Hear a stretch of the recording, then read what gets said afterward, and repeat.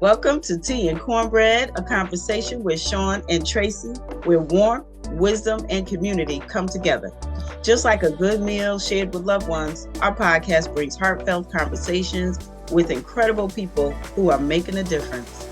We spotlight community leaders, change makers, and everyday heroes who uplift, encourage, and support those around them. Grab a cup of tea, pull up a chair, and join us as we share inspiring stories, real talk, and a whole lot of love. Because when we come together, we nourish more than just our bodies, we feed our souls. Welcome, my Tea and Cornbread podcast listeners. You are listening to Tea and Cornbread with Sean and Tracy. I'm Tracy. And I'm Sean. Welcome, my sister. How are you? Amazing. How about yourself? Amazing. I am well also. We have a great interview coming up with DM from the Waterbury Times, which we are going to get to in just a second. So, Sean, how was your weekend? It was good. It was good. We had to cancel our fall harvest and because of the weather, so we are going to do it in October 13th at Grace Baptist. Look out for that. And so we just had to shift and move. You know how we do? Yes, Had to that's shift it. and move. Yeah, That's yeah. it. That's Yep. it. So yeah, I Oh, took okay. advantage of the time and did some things that I had on the back burner. And hey, there we go. There you made it work. Made Mm-hmm. it work. How What about did I do? yourself? Oh, yesterday I just went for a hike with Black women.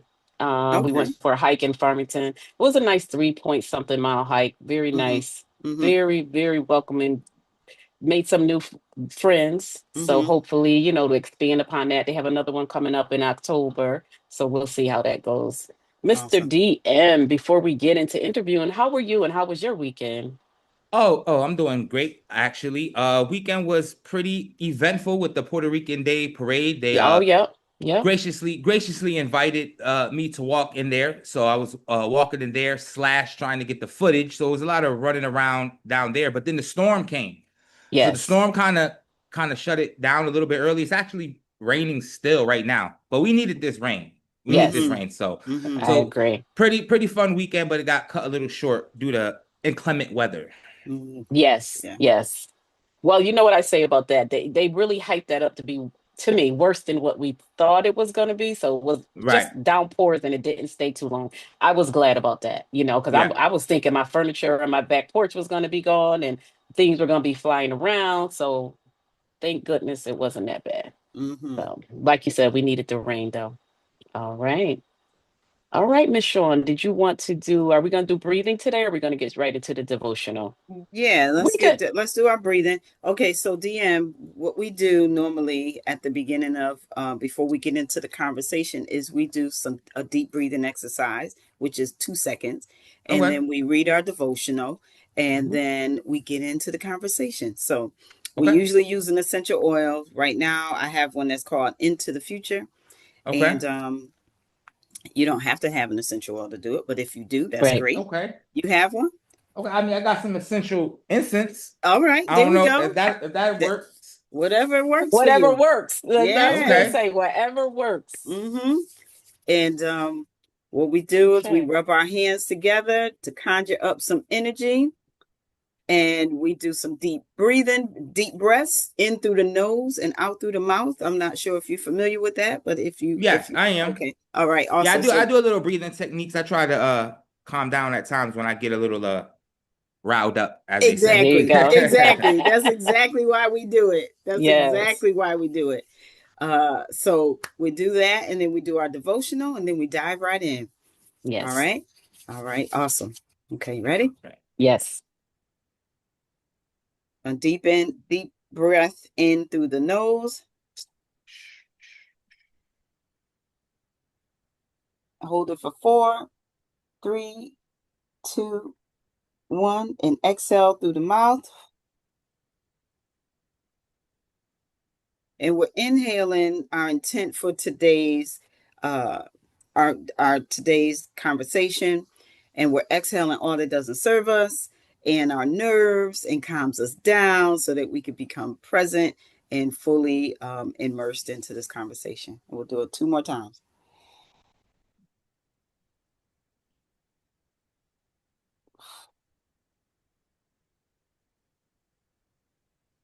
One more.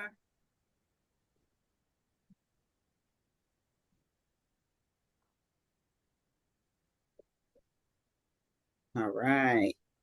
Okay, okay. Brings down that central nervous Yes. system. Yes, Mm-hmm. yes. That was smooth. I And like that. Mm-hmm. um, she's our essential health guru, Sean. I don't know So about guru, but okay. she Oh, you better claim it. You better claim it. Yeah, she all right, is. all right, all right. Thank you. I'll take it. I'll take it. And I will read really quickly from Jesus' calling for September 7th. It says, enjoy the worth of my presence shining upon you. Feed your faith, feel your faith tingle as you bask in my love light. I delight in you more than you can imagine. I approve of your continuous love, for I see cloaked in my light. Arrayed in my righteousness, there is no condemnation for those who are clothed in me. That is why I abhor the use of guilt as the means of motivation among Christians. Some pastors try to whip their people into action with guilt inducing serums. This procedure can drive many people to work harder, but the end does not justify the means. Guilt evoking messages can undermine the very foundation of grace in believers' hearts. A pastor may feel successful when his people are doing more, but I look at their hearts. I grieve when I see grace eroding, with weeds of ancient works creeping in. I want you to relax in the assurance of my presence and perfect love. The law of my spirit of life has fed you from the law of sin and death. Amen. Amen. Amen. And Amen. amen again. Mm-hmm. All right, Mr. DM. Yes, that we is me. we you have a lot going on, um and you are all over the place in a positive way. You know, I was talking to Sean about you and she was like, I don't know who he is, and then I mentioned the Waterbury Times. So let's get right into it. Are you originally a native of Waterbury, or where did you grow up? Because I don't think we Right. know you. So I'm born and raised in Waterbury, Connecticut. Okay. So I lived in pretty much every section of town. So I never lived anywhere long enough to become too familiar, but that's why Okay. everybody has an idea who I am. I like went to school with everyone for like 5 minutes because we always moved Okay. when I was a kid. So I lived in literally every school district. I went to Walsh, Tinker, I went to Regan, I went to Kingsbury, then I went to North End, I went to Caner, but I graduated from Wilby. So I Okay. kind of know a little bit Moved of around. moved Okay. around as a kid. So that's why I'm familiar with most parts of the city. Because, typically most people, like, example, I use the North End. A lot of people that grew up in the North End, they just grew up in the North End. They're in the North End. They might Right. visit other parts of town, but I've literally lived in every section of town. So every part of town feels like home. Right.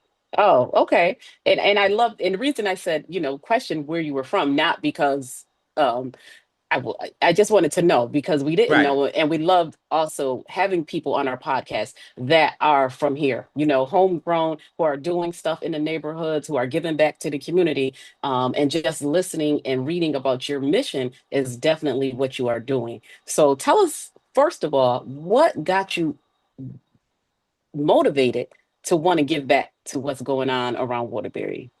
So I've always had that as a part of my mission, I guess, in a way. For whatever reason, I love my city. I just, even as a kid, I never bought into this idea that you're supposed to grow up where you're from, go to way to school, and then like migrate elsewhere. I just always felt like you're supposed to build where you are bigger and better. So even dating back to, I want to say, 2007, when I had a previous business, I did a music festival at Library Park. So I've always Mhm. been about how can I do stuff in Waterbury? How can I put like Waterbury on the map for positive things? So that was always the underlining thing. The reason why I turned it into a news agency is just because I realized after a while they don't report on the things they should be reporting on, especially when it comes to the city of Waterbury. It's always negative news or clickbait, Mhm. and I would always find out things like 2 weeks later. So once I realized, Yes. right, something will happen. It's like, oh, I didn't even know that Yep. happened, or an event takes place, and it's like I didn't even know that was going on until you see like the banners up. Right. So it just started up as a simple I'm gonna let people know what's going on. I never imagined it turned into people wanting to like ask me questions. I just thought I would keep people in the know in Waterbury. Yes. And that's a positive because I do believe what you just said is right. 9 times out of 10, people find out about it after it happens, and it's too late at that point. Right, Whether it's something positive or negative that's going on, it's right, things that have made happen. Oh, that happened 2 weeks ago. right, And you're reading about it in a newspaper or you're seeing it on the news or whatever. So that's a so right now, Waterbury Times is right now. You're just trying to stay on top of right, things that are happening right now in the right, community, events that are going on, positive and negative. right. So, well, actually, the negative, so much. So this is how I view it. I view it as if it is public safety, if it's like we need to know, then we'll post it. But we try to shy away from just reporting on crime or just reporting on Okay. person was shot. But if it's like a person was shot and the gunman is still at large, we all should know about that. But if it's like Okay. a person's been shot, the person's in custody, like that's the whole story. It's over. We can like we don't kind of run with that. We try to stay positive, even though we know traditionally the saying is if it bleeds, it leads, Mm-hmm. meaning the most Mm-hmm. sensational story is gonna snatch the headlines. But over the last 2 years, we're kind of debunking that a little bit because we have a lot of traction and Mm-hmm. we post positive things. I post this the most simplest, a squirrel running on the porch gets like 10,000 views and Yeah. 400 hearts. It's like I think positivity is in a way it's like a new addiction because you can't get it anywhere. So it's almost like Right. an exclusive addiction now. So if you can keep positive content, people love it. Awesome. Awesome. I like when you said, you know, no, we don't really report on that negative, but like you said, if somebody is still at large, yeah, we're going to report that. People Right. need to know that, right? Because the negative story has already been put out there. It's automatic. That's what's going to do. But I love that you use the word debunk because I feel that way also when it comes to Waterbury. When people, I was in a room one day, and this room I was like the third black person in the room, and that was when the gathering was happening last year. And one of the ladies said, that was at the same time. I guess there was a riot or a fight up at Wilby or something like that. I remember that. One of the Yeah, something like that. And they were talking about the gathering. They says the gathering didn't get no press at all, and we had over thousands of people here for gathering. But when they talked about Wilby and the fight that happened at Wilby, oh, that splattered against on the whole thing. And so when she mentioned that, I looked at her and I said, I'm glad that came from somebody other than us, Right. right? And she believes in Waterbury. And I said, and that's the thing. We have to believe in Waterbury in a way where, yes, we're doing all these things, but how do we get the media to understand Waterbury is not, Right. destitute. It's not a war zone. It's not Mm, any of those things because we grew up here, never had an issue, right? Never been right. Right. shot at, never went to jail, never this, that, and the other. There's more of that than there is of the negative. So I appreciate you saying we're debunking those things because you're showing truth. You're showing exactly what is happening, and these are the things that we want to uplift. We want to, and that's another thing that Tracy and I are adamant about too, is positivity. Positivity. Bring it, Yeah. yeah, bringing wellness to the community. How highlighting people that are doing amazing things in Mm-hmm. our community right now in real time, like yourself. And so I appreciate you, and I appreciate what you just said. One of the quotes I got from your website where it says, media should serve the public, not manipulate it. Got to remember, it is a programming system. You know what I mean? It 100%. programs. It's a programming system. And when I say that to people, and I said, listen, the TV is a programmer. Mm-hmm. Social media is a programmer. I said, you see how they have the algorithms where if you just looking at a couple of things a couple of times, now all of a sudden they're going to flood your phone with, the things that you didn't even really open it or anything like that.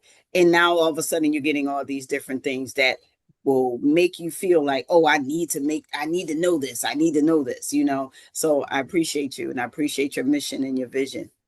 Oh, thank you. Thank you very much. And to your point of algorithms, I speak about this all the time. And the manipulation of media, it's narrative control. That's pretty much what I'm trying to do. I'm trying to start a narrative revolution of sorts because Oh. we all have a phone. So every last one of us can do exactly what it is I'm doing. Now, maybe not to the degree of the organization of how I'm trying to organize it, but everyone is there when the event takes place. The camera comes out, this, that, and the Mm, third. But what happens is people run with their opinions of what happens, the narrative right. of what does that event mean. So to your gathering and your will be example, if they speak about the gathering, then that means the city of Waterbury must not be so terribly dangerous. But if they speak about will be, that it's Yes. narrative. You know how they say confirmation bias? It's narrative bias we have. There's Yes. already Hmm. established narrative of Absolutely. Waterbury. So anybody that goes against it, it's like that can't be real. It's an Right. anomaly, so to speak. Right. Right. And that's where we get into these conversations where it's like it's not an anomaly. This is real. Born and raised here. You know, and I love how you said each neighborhood is my home. You know what I Hmm. mean? Where for me, Tracy and I, we we grew up Yeah. we we grew We up could tell at you one or Pearl two Lake, right? places. Yeah. Exactly. We grew up Pearl Lake and the North End. You know what I Yeah. mean? Right. And so, and that's, you know, with family, and our families are so large in the area. So it's so I love, like you said, you know, you're not what do you call it, stuck in one area. You Mm, know, Right. it's like, Right. nope, I am a yeah. native of Waterbury, period, Right. Yeah. And that's which what I I try to love. keep. And I appreciate you saying that. I try to keep that as the overriding theme, all Waterbury all the time. That's like it's all Waterbury all the time. So although something may happen nationally, and although I may be tempted to want to say it, and it's like, but Mm, it's like, we don't care about that. That's not, right, Right. you can right. get that. It's like Anyway, Anywhere. Anywhere. anywhere, but you can only get this Waterbury stuff here. yep. Like, and Right. that's the vibe I always want to keep, even though we have other you speak of other media. I put the pressure on them because I know they want to put me in this box where I'm like alternative media, but what they need to understand, and they don't want to quite yet, but I'm just ahead of where they have to go. They have to transition to social media. I'm already there. Mm-hmm, So I just try to because I meet them, I rub mm-hmm, elbows.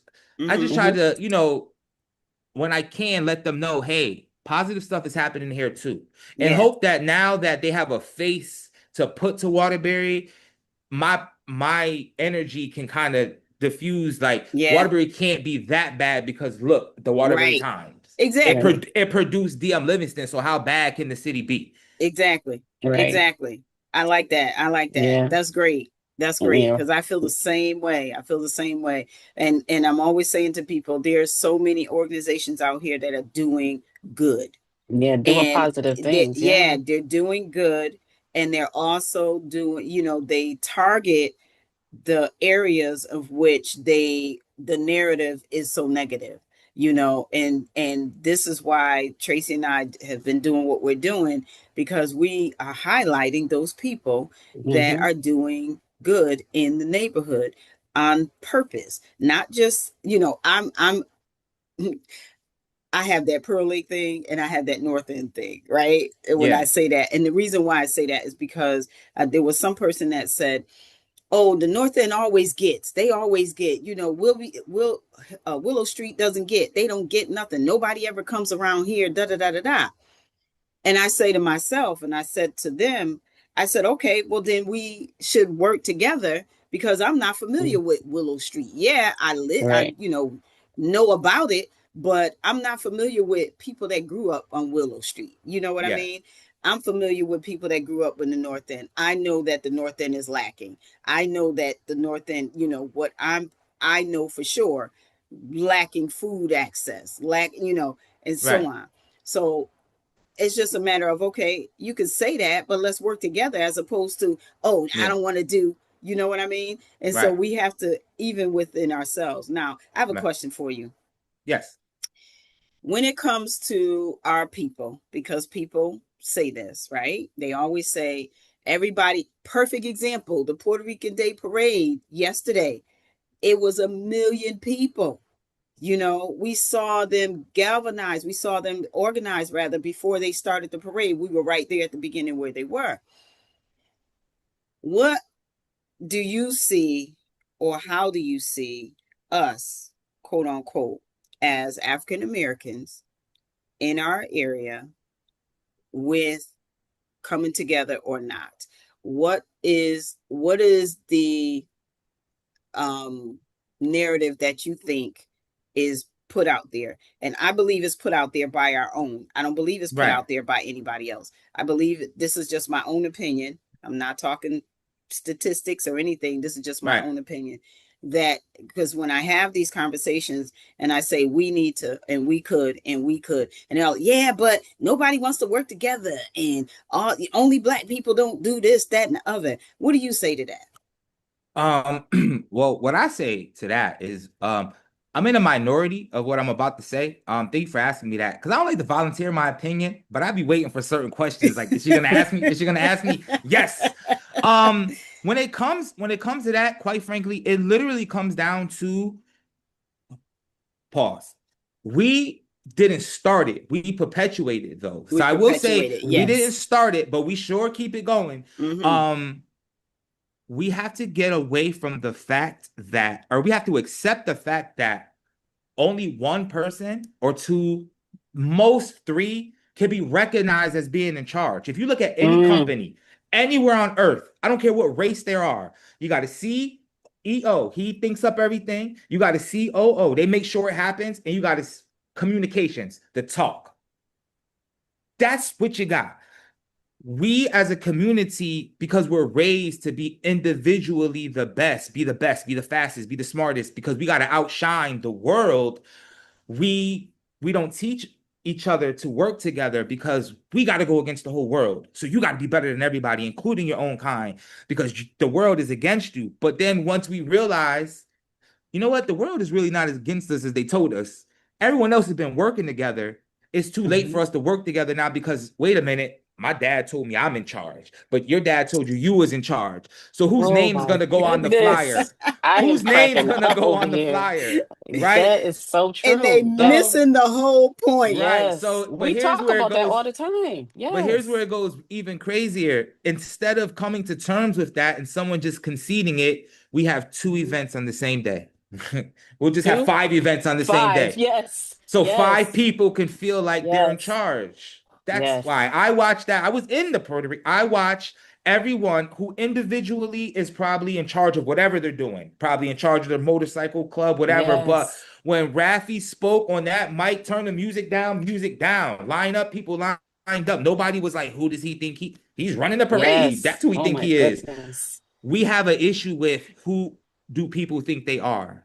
Everybody wants to be the Yeah, boss, but nobody exactly. wants to take charge. Everybody wants to be the boss, and nobody wants to take charge. Right. That So is, I mean, you hit the nail right on the head with that one. I'm yes, sitting over here yes. jumping out my chair like a little Right? kid. Like, what? We talk about that all the All time. the time. So, and the other thing is, okay, we identify that, right?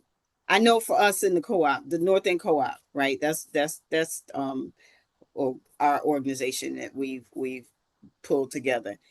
And it is hard. I'm gonna say it's hard. If you find a solution, help us out, whatever, Mhm. right? But it's hard because we've been trying to. There's only two of big events that we do, and each time we were looking at a date, looking at a date, looking at a date, there was the Puerto Rican Day Parade, and it was like we didn't pay attention or whatever. I don't know, right? And so Raphael did say something to one of our board members. It was like, we already had this date on the, forever, da da da da da. And he's right. Right. We just didn't really look at it, right? And so my thing about that has nothing to do with me wanting to be in charge or wanting to be in charge or Right. us wanting to do whatever, right? The thing is, we still have to figure out a way to merge together Right. in a And way where if you're having an event and we all Okay, so DM is having an event. He has his calendar for the year. Let's look at what he has going on. How could we attach ourselves with that in a way where it's more impactful, because now it's two organizations doing one thing at the same Yeah. time, So right? to that, Together. right. So I brought this up to the mayor because it's not just nonprofit organizations, it's civic It's institutions can't get on the same page where they're having a board of aldermen meeting the same day they're supposed to be doing something like civil engineering. It's like you guys don't talk, you walk past each other in the hallways. So mm, I've been pushing the Waterbury Times is loosely that. Like if anyone is super following the Waterbury Times all the time, you know everything because I post everything. But I want something more like a city calendar, like an editable calendar that all the people in charge is so first come first serve. That date is locked. we've been trying. We've been trying to put And that together. so, but what I'll tell you is the issue really comes down to, and I mean this with all due respect to anyone over a certain age, the people that are in certain, they're not tech savvy. They're not tech savvy and they don't want Right. to do it. They still want to Right. put stuff on paper and hang it on Right. a wall. Right. So we're in a transitional period. I would say with these elections coming up, there's should be some transitioning. I feel like we're gonna get there. But what I want to do is I want to say something that might be a little, I won't say controversial, but a little like thought provoking. What I would say is that the division that happens is coincidental. I won't say by design. It's just a very coincidental division that we have in the city of Waterbury. If you ever look at a map, I'm mad I moved the map because I used to have it behind me. Mm-hmm. If you ever look at a map, right, all the crime, all the murder, all the drugs are in two neighborhoods. They're in the Willow Orange Wash and in the Willow Hillside area, right? Now, Willow is in the 5th district, 75th district. I'm about to get real political nerd on you real quick. It's in the 5th district, but the Willow, Orange, and Walsh is in the 2nd district. You Two mean separate walnut, districts. walnut, orange, and Walnut, wash? pardon me, Mm-hmm. Walnut, Orange, Mm-hmm. and Walsh is in the 2nd. If I told you way back, right? All of that was one section. It was Oh, all was okay. one section. And that's a whole lot of voting power because if you now just kind of close your eyes and float over Waterbury, when you go on the Mm-hmm. other side of the bridge, the south end, that was where all the Spanish people was at. Right. Right. And then Right. think about it, Yep. south end, you come Yep. across the bridge, you're in the north North end, North end. Yep. End. Yep. Yep. right? That was But it. but I there'll be a Waterbury Times invest. So spoiler alert: a Waterbury or teaser, Waterbury Times investigation is going to come out on this. But they split the districts over some political beef. Somebody was in charge. They didn't want them in charge. They had too much voting power, so they came up with this new district, which explains why Willow is in the South End district, and it's Mm-hmm. not with Walnut, even though, and I'll leave that note on this. The streets tell you Willow Street connects to Grove. Grove, Mm-hmm. by definition, is where Mm-hmm. a bunch of trees are at. Mm-hmm. Grove will bring you right to Vine. Mm-hmm. Vine brings you to Walnut, Orange, Yep. Cherry, Mm-hmm. Yep. all the names of trees because they were all one neighborhood. So even though right now people in Willow will say, I'm not messing with Walnut, and people in Walnut, I ain't messing with Willow, we're all on the All one. hillside. Yeah. We're like Walnut, the Wild neighborhood was created. We're all on the hillside because Long Hill is the hill we're all on the side of. So even though Mm. they call us hillside, Walnut is hillside too. Wow. That was one thing too that I loved when we walked and talked. Your knowledge of what's I've been in Waterbury all my life, and you just broke that down. And how you Yeah, broke it down, I didn't even yeah. realize that. I mean, the But then secrets are again, there if you look. If you look, the yeah, and secrets they're are not there. even secrets. Like they're not They're even secrets. blatant. It's It's take right yes, they're not even there. secrets. It's just taking the time and doing your research. But Yeah. that I don't know. I'm just in awe. But that was one thing too that I enjoyed walking and talking to you about is the history of Waterbury that you knew. You know, the different areas, how you educated us when we walked around Willow and Hillside about the owners and how that when we walk up those steps, and that was to a mansion's house. Now it's a Oh park. yeah. I never knew Yeah. that and been around that all my life.